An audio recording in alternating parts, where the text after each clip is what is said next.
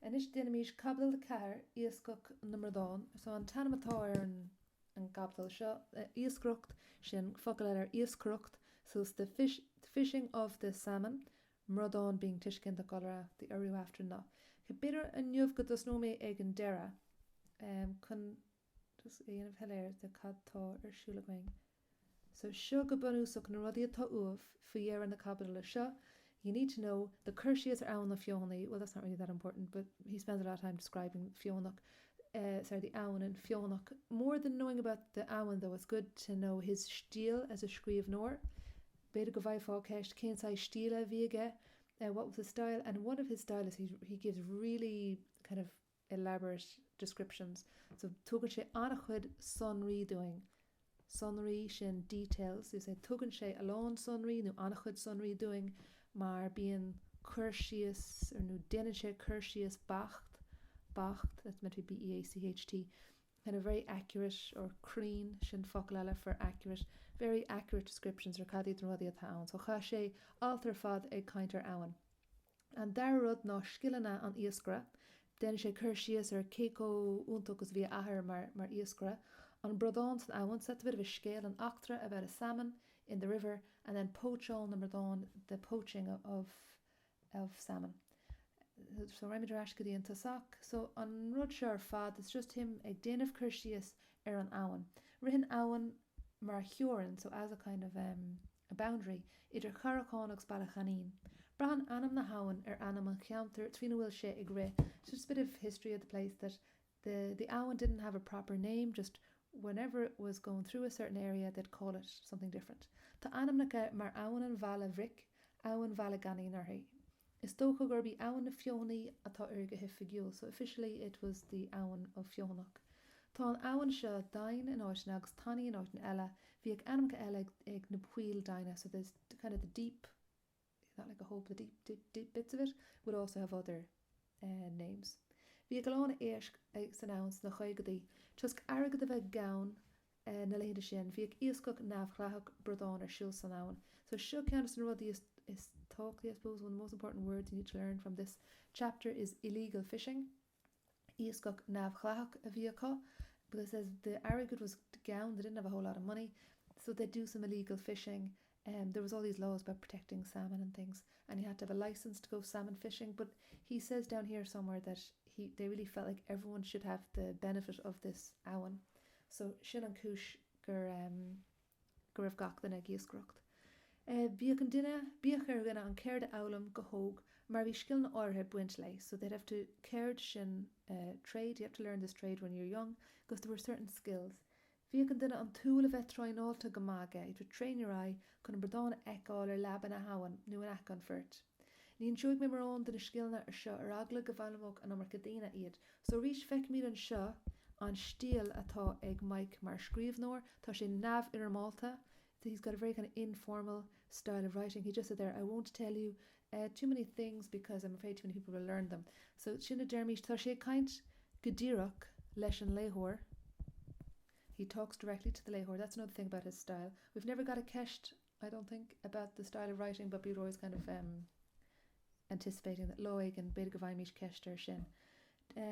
So dús mis tramal san ihe mar bhíoch na mugal ar na trambeag golóir chun bre ar an mrac geal chomáis na Bradán. So that's just fishing.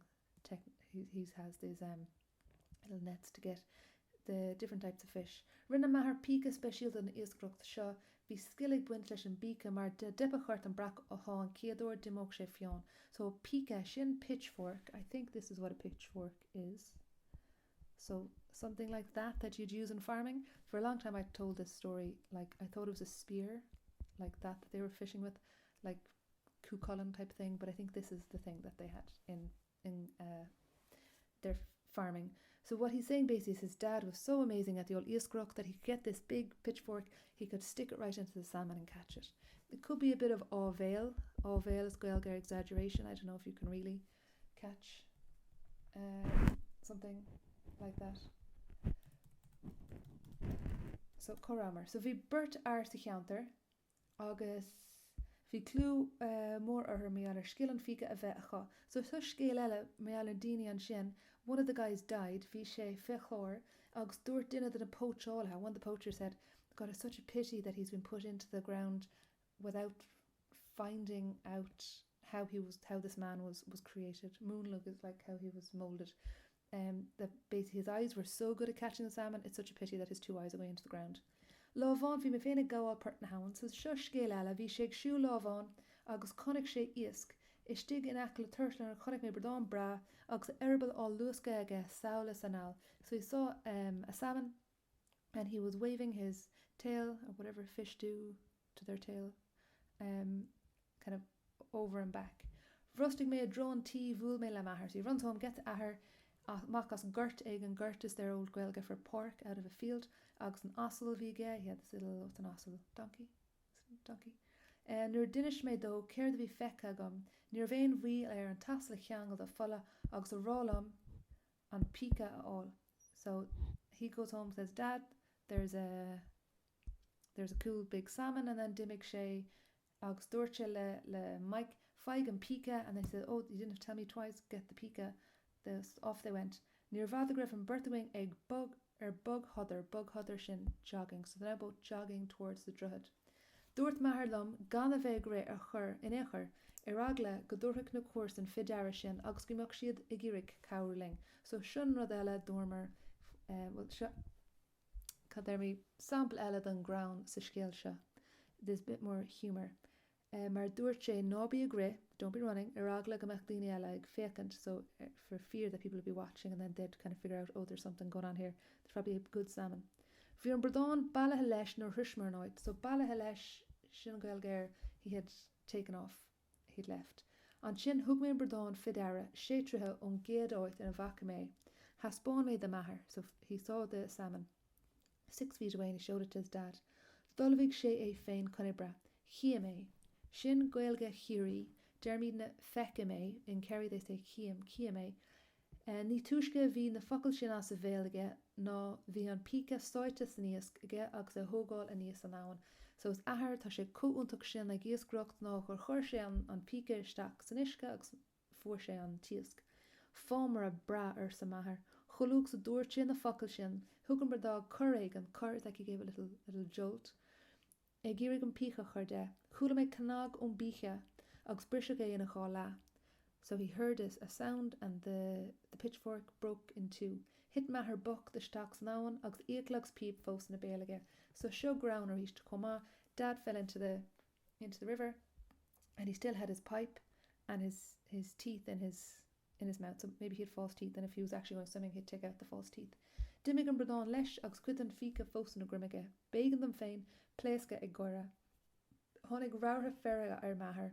Nuair chúla mé riamh im a héal dro ocail ó maher go dtí an lá sin. So an seo feicimid an cadra vid ar Mike agus an tathair. That's meant to say cadrav. I'm getting a better pen soon. So we see that his ahar must have been very nice if he only at that age heard his dad cursing for the first time. He said he never heard these bad words ever from my dad until that day. Bhí mé an sin agus mo chapín imethe le sra. So his cap was gone with the tide. Honnig slower focail amach acail bhéal nor cheap mé riamh a bheith sa Ghaeilin. So this slower, like a chain of words, came out of his mouth that I did never think were in Irish, basically curses. Cuirdiú mar fig tamil níach mar táis na tuairt den Bradán, an sin dúrach nar bhí an ceist a bhí sé gceist gon amach the vala, connic den shruf falla, so he saw a stream of blood in acla part na hawan. Hóg sé a lábhasteach agus thó sé amach an Bradán, brevátha do bhaca mé riamh. So I reached possibly Ábhéal, maybe he's remembering things a bit funny, that he says his dad put his hand into the river and just took out the salmon, the best salmon he'd ever seen in his life. Bhí sonas le tuairt fidar aig maher agus ar bhealach go bhela. So his ahar is kind of a bit of a leach though, leach sin hero, that he has these memories, tá cuoine aige dá ahar, and in these cuoine tá ahar sais furfa, except for the cursing. But he thinks his dad can just put his hand in the river and take out a huge salmon. Chaing féin agus duine den a cuas an cuidhá díhananta ag tarint líon sias suas náin. Bhí aithne gom gach orlach den náin. Orlach is an inch. I knew every inch of that river. Bhíodh ar an dul amach leis na líontas níthe mar bhíodh na Gordaí síochána agus bádaí stronséire ag fear na hain ar in lei. Few bhaint níthe bhíodh scout a gin, so the Gardaí were around in the day because it was illegal and they weren't meant to go fishing. So they'd go off at night, and even at night, he'd said, they'd have a scout, and the scout would be on the bridge, and ligach an scout go ad dá bheiceadh sé glúisteán stronséire tacht an throw. So if they saw a strange car coming, they'd give a little whistle. Dar linne bhí búnach na hawan ag gachtainna sa fróiste sin das, that everyone, bua is like an advantage, so everyone should have the goodness, the advantages of the river. So they didn't mind, they didn't think of it as doing something illegal. An bhliain méid tagart de bhí na héis go tubh san áhan, bhí sé firsta ceannathirí all gáire I measc na líne a bhí ar siar as cheantar. So bhí sé Iascach first as Iascach, it was easy to get buyers, especially the people who are on holidays in the counter, so they'd do this fishing at night, sell the fish in the day, and then they'd make some money. Mura Geniach na cuairteoirí Mbradáin chomá sin, no, so where were we? Mura Geniach na cuairteoirí iad, bhíodh sé first irí leis na te ósta sin goil gair Óstán, the hotels in Dingle. Bhí na Mbradáin chomá sin sa bhliain 1956 gur chuimhin Mbradáin ceirfunt déag a dhíal ar 2 shilling déag. So you got 12 shillings, I don't have a clue what that is, but it sounds like a lot of money, Mbradáin a bhí ceirfunt déag on a £14 salmon. I also don't know what that is, but I'd say it's a big salmon. Okay, so note the Sinna Dini of Vehown, it's Mike and his ahers, that's Deneen, where he got his name from, Shin the Príomh Pointee, Tá Sinna Gwyn, Mike Deneen, anything new here, Mars Gano, Current and Hulding Rish, will dual vor age agoni so crown. Basically, the note are the same in every chapter. We see he has dual Shin, like he has a talent, I suppose, for humour. Fake me days a Hershey is a hook doing, vi mass more egg Mike ahar. So this is a common theme, that he has huge respect for his father, and everything he says about his dad is kind of good. Tá buan na cuine ag Mike Deneen gan hours, so Shin, he's got a really good memory. Remember Bua from the Owen thing, Bua is he's got a talent or a good thing, so he has the talent for memory.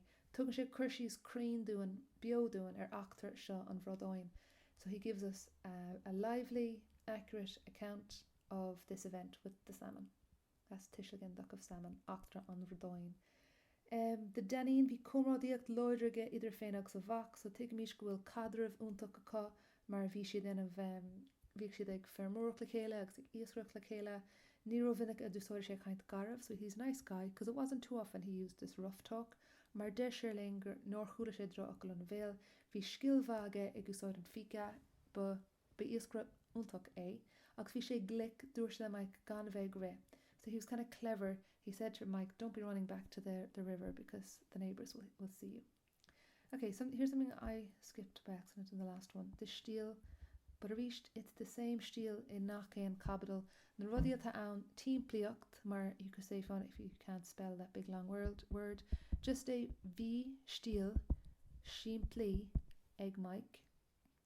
Bín sé tugan sé cúntas bio sa múldoing ar an heachtraí a thorla, and then tugan tú cúpla achtra agus tá buan na cuine aige chumá. So sin Caibidil a cahar.